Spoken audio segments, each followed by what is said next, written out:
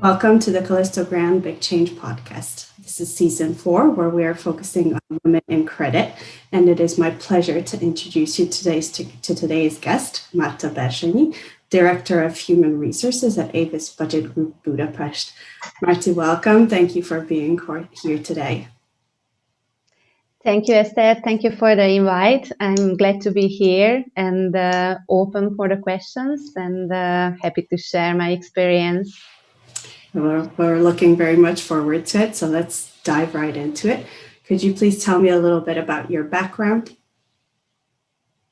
Yes, for sure. Yeah. So actually, I'm almost fulfilled more than 20 years in the field of HR. Just connecting to my education, I have a degree in the Faculty of Economy and Human Management Studies. Mm-hmm. And actually, after I completed my MBA, just to extend with some business knowledge, my previous education. And I think that's a very very relevant pattern in my background, that I have a continuous learning approach. So I never stop learning.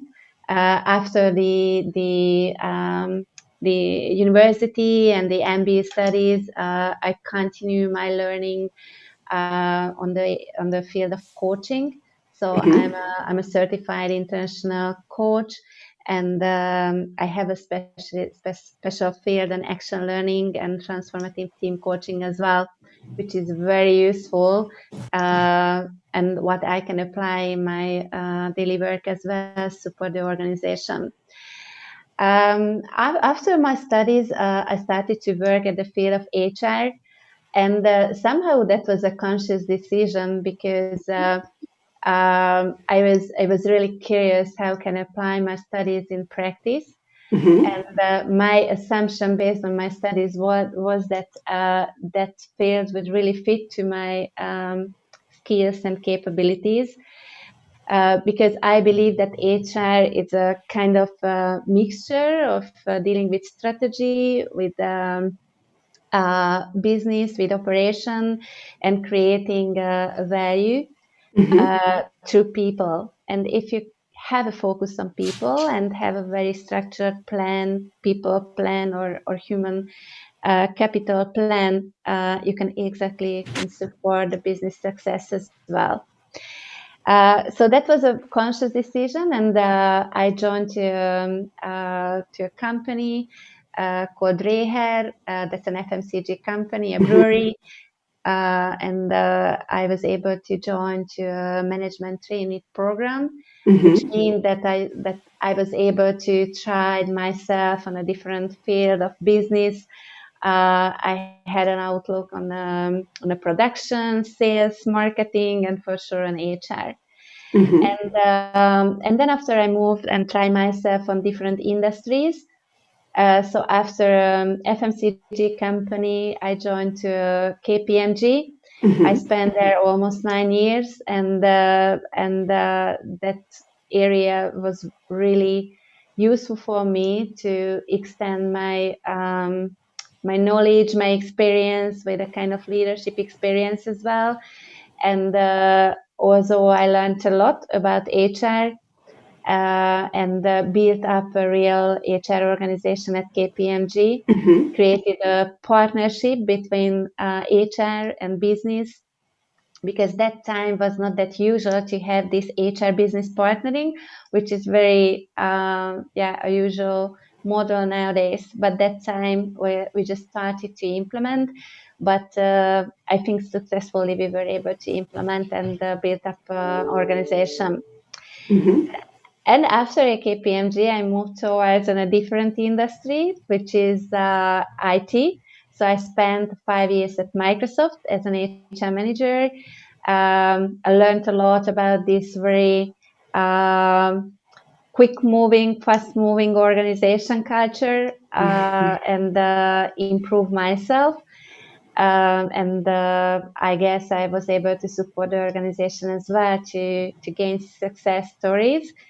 And that was a very interesting time when I spent there, because Microsoft went through a culture change, moved to a software company, to a service company, which created lots of opportunity for an HR person to support the organization through change management, culture change as well, to support individuals to reach their goals and be successful.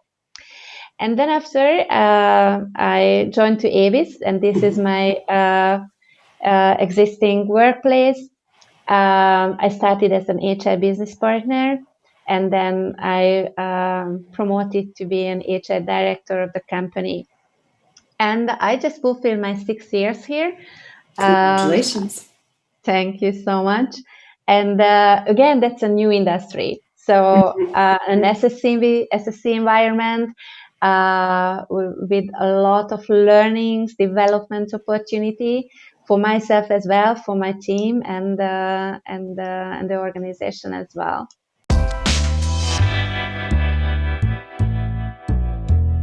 Have you always been drawn to people management and HR?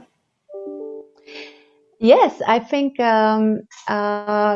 for HR, as I mentioned, I really like that the regular challenges, and where I can use my creativity and my solution focus.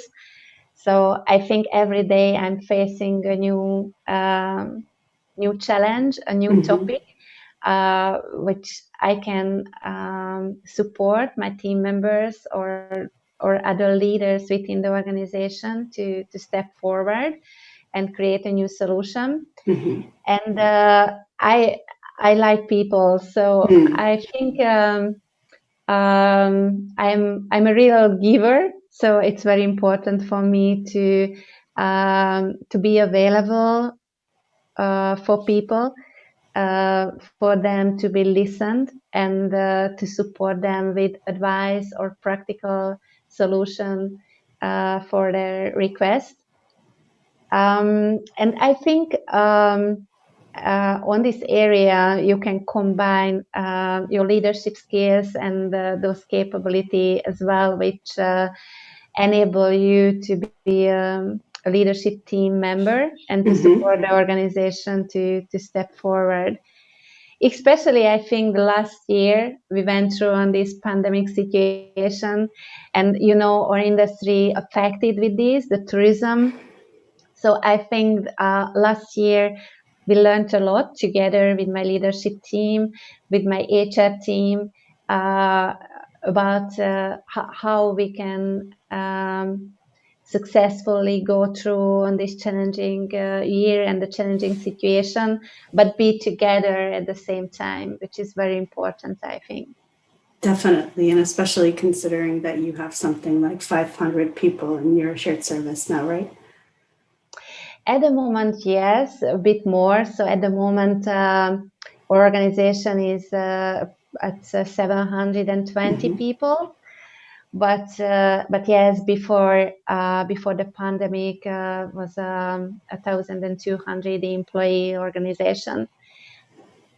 Yeah, definitely, that's a challenge to nurture everybody's problems and challenges the same way.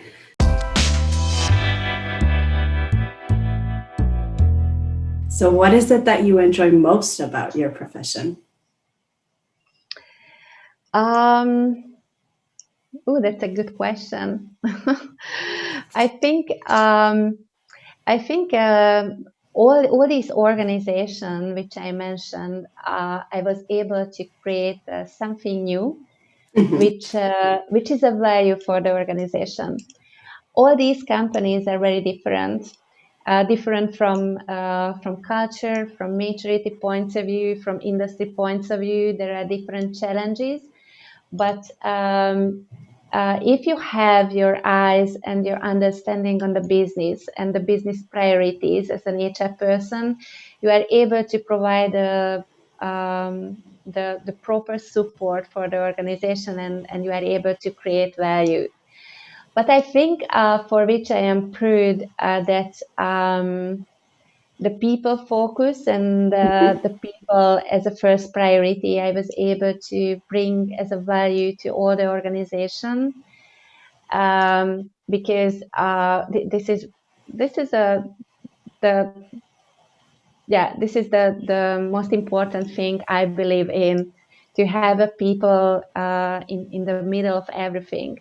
If you keep your people, your colleagues satisfied, engaged, and able to create those norms, values within the organization, which retain them and which create them the motivation every day to come to work, end of the day, your business will be successful. Your customers will be happy as well if your people are happy. That is that's I think the thing the best part.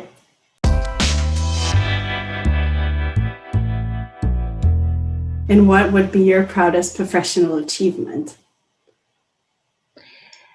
Individual or company? You can name both.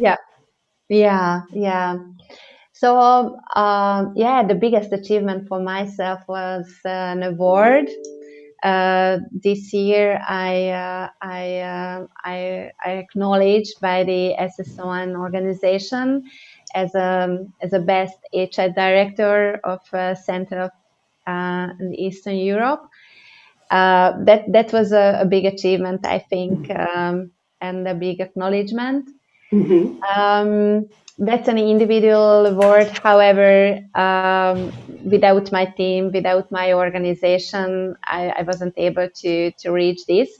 So I'm really thankful for this, for my colleagues and for the organization as well. And otherwise, I think there are lots of things I can be proud of as an achievement. I think here at Avis, I'm really proud that I was able to support the organization to award it as a best SSC as well in the 2018 in Central and Eastern Europe. And also, I think the other thing I'm really proud of, the culture we established within the organization and the atmosphere. And always when, every year we are asking our employees that about their opinion, how we can make a best workplace Avis. And they really recognize the atmosphere, the culture, the people factor, what we created. And I think for an HR person, this is the biggest achievement, to be really honest. Definitely. And congratulations from Callisto Grand as well towards all of your achievements. And I hope it may long continue.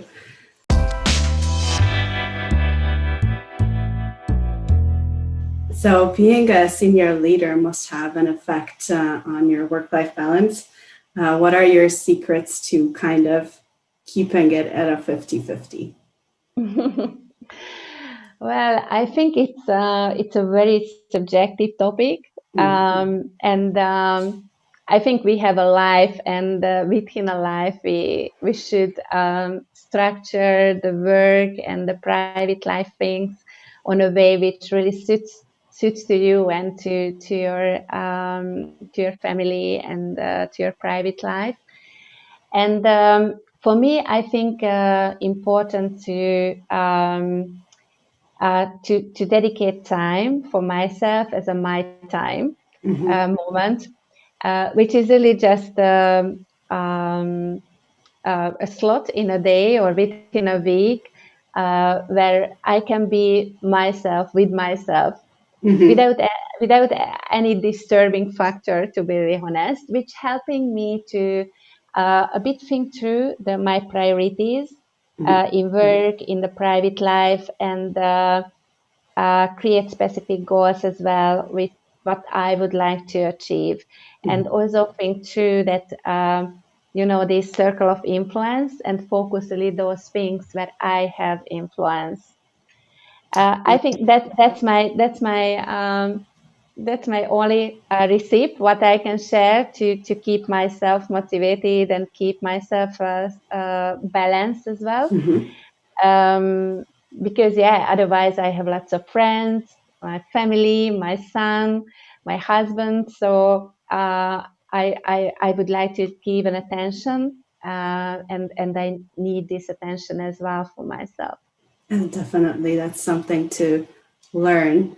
I think it's a common mistake that often people put themselves the last, whereas it's most important to get yourself right to be able to aid others.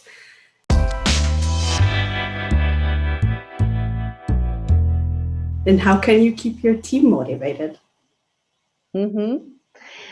I truly believe the power of feedback.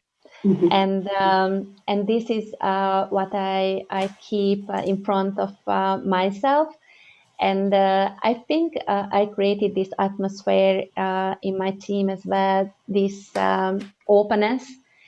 And I always encourage them as well to give feedback to me as well. And I find the opportunity to give feedback to them as well. But I more believe on the power of the open dialogue, because that's create the trust between two people and between the team as well. To be transparent, to be authentic, and to be open to share feedback anytime, anywhere, really. It's not necessary to have a blocker in our calendar for one-to-ones or official meetings to be able to give a feedback. I more believe on the spot feedback and the relevance of this, because that's helping people for self-reflection, which is really important to just to find a way to find an answer for your own questions or for a solution, a team challenge, for example. So that's important, and I think it's working as well to keep everyone motivated, because we are different. So I think on individual level, the motivation factor is very different. So as a leader, I'm really prioritize these individual discussions, and to understand the individual motivation factors. And besides of this, dedicate time for team sessions, team events, for example. Very frequently, if we have opportunity for team buildings or team events, it can be just a team lunch or a team dinner, or just going together to a movie, or just dinner as well. But this dedicated quality time, very important.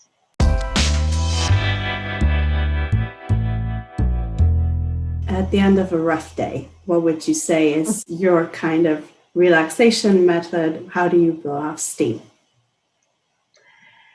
I usually going for running,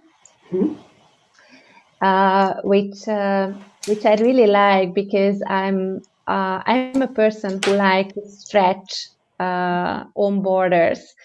And when I'm talking about I'm going for running, means that I'm usually stretching my borders to just keep the miles, and just overstretch myself a bit. If I have a plan to run 3 kilometers, I definitely will not stop at 3 kilometers, rather stretch myself and go away and run 5 kilometers, for example, because that's again creates me a new energy, and just really helping me to clean up my mind and thoughts as well. So that's definitely a good exercise. Besides of this, my son, I really like to spend time with him. He's a teenager, 14 years old, so he needs my company, my advice. We are spending time together, just talking and discussing things, or playing online games, which, to be really honest, sometimes also very good practice, just to switch off after Definitely. a hard day. Well, all of those seem a really good way. I can definitely relate to running. That's also something that I do. It just clears my mind very nicely.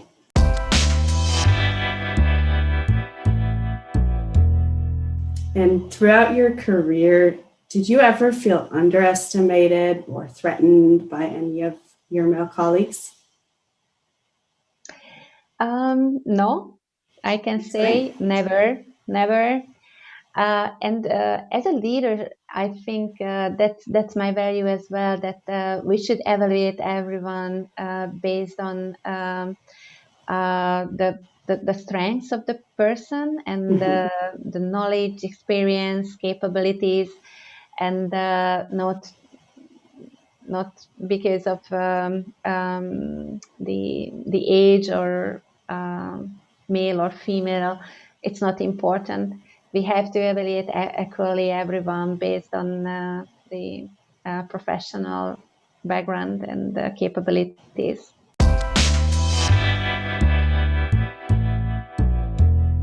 And do you generally see a competition between the male and female leaders?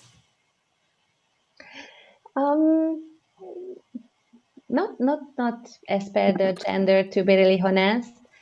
I believe the power of competition, because that creates motivation and creative energy as well within a team.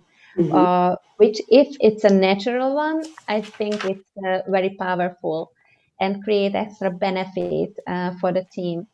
But not because of the gender. I more believe that because to reach a goal, for example, or create as a leader, you always responsible to have a vision, to have a strategy, and guide through your team to reach this.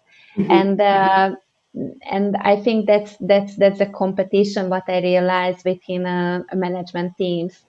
To work together to reach a strategy. And I think the males and females can extend each other and utilize those I don't know positive things or extra things which are yours as a strength. Yeah.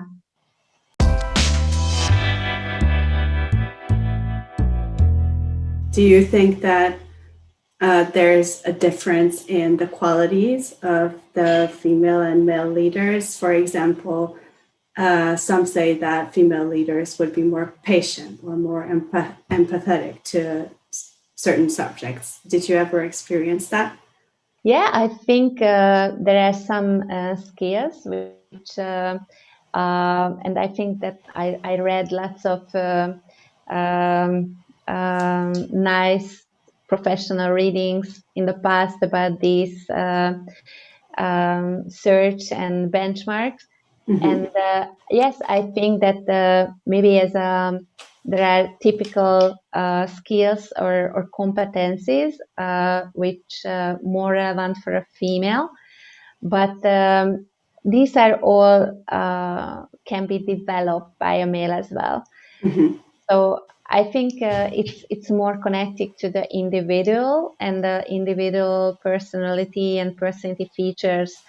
But yeah, maybe naturally we are bringing these from childhood, and maybe in the kindergarten or in the school as we utilize more these capabilities.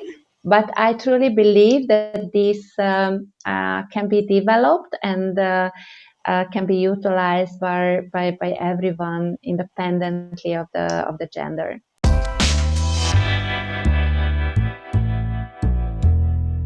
Do you feel empowered at your current company? Yeah, definitely. I think that's pretty good that we have a global strategy. For sure, we are a multinational company, global company, what we are following. But that's very empowering if you feel that you have all the resources, what you can apply to reach these goals and strategy locally from Budapest as well, and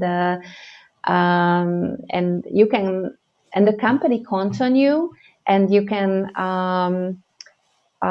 provide all these ideas and solutions to support to reach these goals. So yeah, definitely, I feel empowered.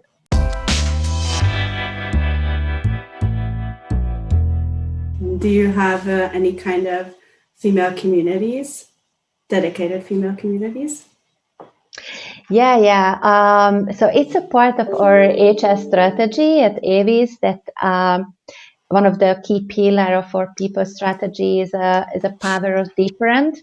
Mm-hmm. And within this pillar, we are dedicating different actions and initiatives to the power of women initiative.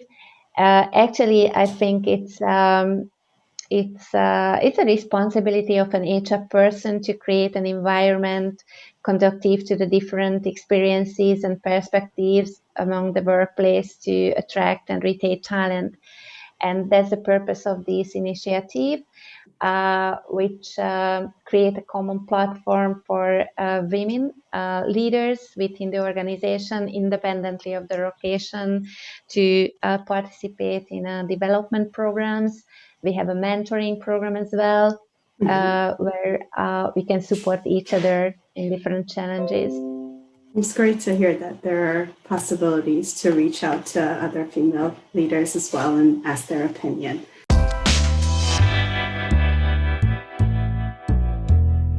And my next question would be, on the days that you don't necessarily feel comfortable with yourself, what tricks do you have to appear confident? I would bring again the self-reflection and the opportunity to ask feedback. I think that's a great tool. And I believe that everyone has someone who can turn to, who you can trust, or you look up as a mentor or a coach, and just to dedicate time for this discussion. And I think it's normal to accept this feeling and accept the moment as well that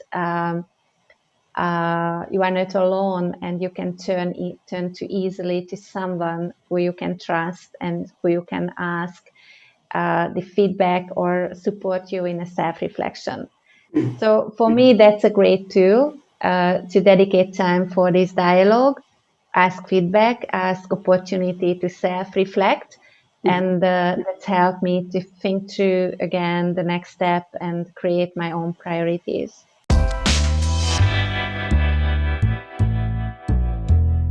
As we're getting close to the end of the interview, I would like to ask a question about Avis Budget Group.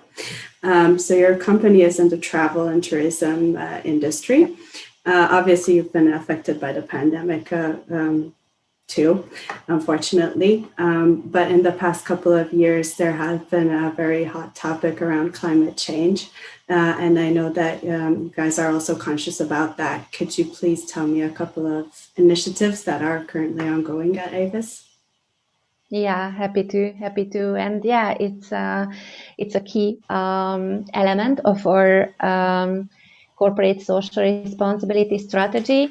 Mm-hmm. And again, as I mentioned, we are a global company, so we are dedicated attention on this topic, and we are committed to helping educate both customers and travel professionals on their environmental impact from rental car use, and how that can be reduced.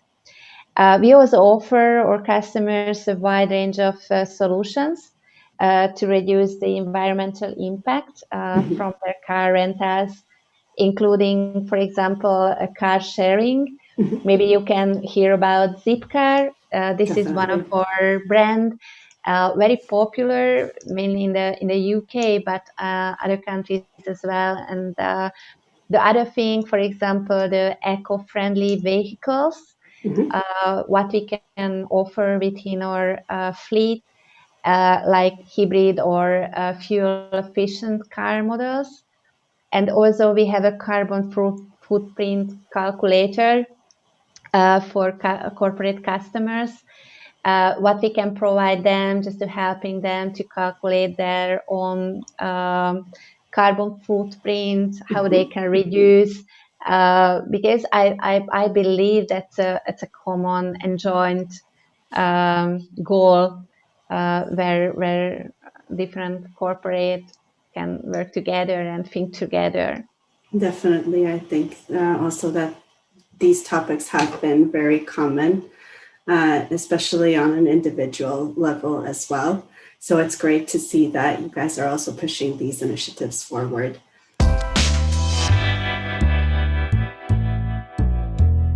And one of my final questions would be, what advice would you give to your 18-year-old self?